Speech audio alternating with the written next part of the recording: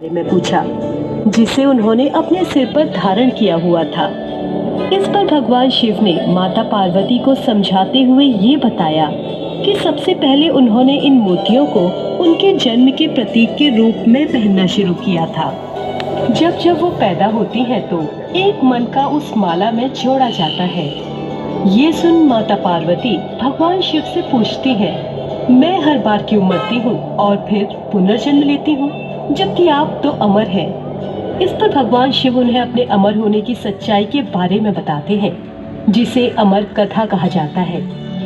इस कहानी को सुनने के लिए माता पार्वती काफी उत्सुक हो जाती है और बाबा भोलेनाथ से उसे सुनाने के लिए कहती है। वहीं भगवान शिव नहीं चाहते थे कि कोई भी उनके द्वारा बताए गए जीवन और मृत्यु के रहस्यों को सुने, इसलिए उन्होंने इस कहानी को सुनाने के लिए सुनसान गुफा में जाने का फैसला किया, ताकि कोई भी आम व्यक्ति या देवता वहां पर आसानी से न पहुंच पाए। यही नहीं, भगवान शिव उस रहस्य को केवल अपने और माता पार्वती के बीच ही रहने देना चाहते थे। इसलिए वे अपने सभी साथियों और सामान को रास्ते में ही छोड़ते चले गए। गुफा की ओर जाते समय बाबा भोलेनाथ ने अपने बैल नंदी को पहलगांव में छोड़ दिया, जबकि अपनी जटा के अर्धचंद्राकार को चंदनवाड़ी में ही रहने दिया। जिस सांप को वो अपने गले में लपेटते थे उसे शेषनाग में छोड़ दिया। यहाँ तक कि जीवन के 5 मूल तत्व जिसे वो धारण करते थे उसे पंचतरणी में छोड़ दिया।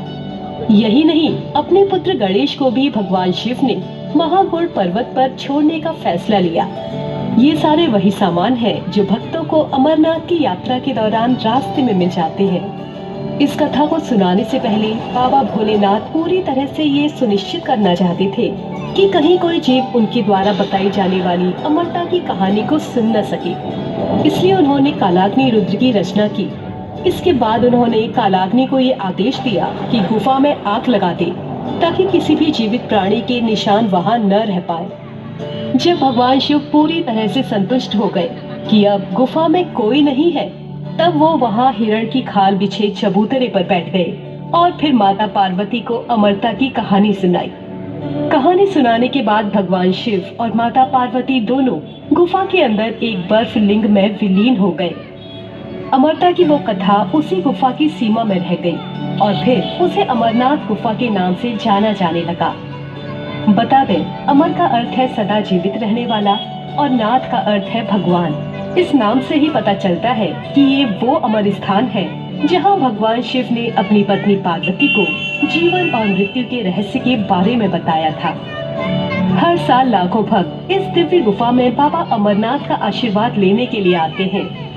ऐसा माना जाता है कि ऋषि भृगु ने सबसे पहले कश्मीर की घाटी में इस गुफा की खोज की थी।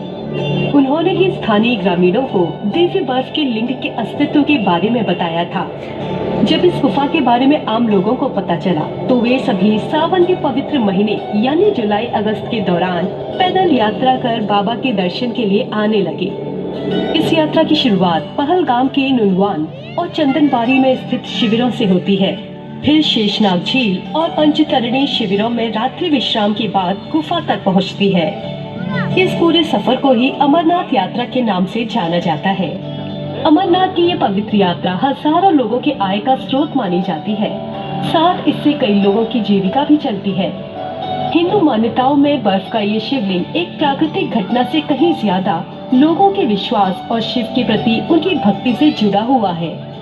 ये मंदिर उसी का प्रमाण है जहाँ सभी लोग बाबा भोलेनाथ से आशीर्वाद लेते हैं।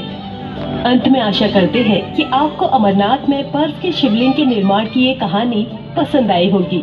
अब जब भी आप कभी अमरनाथ की यात्रा की योजना बनाएं, तो इस कहानी को जरूर याद रखें। तब तक के लिए इस मंत्र का उच्चारण करते रहें। नमामि आदि शंकरम, नमाम्यहम महेश्वरम, दमद दमद नमम्यहम श्री अमरनाथ ईश्वरम।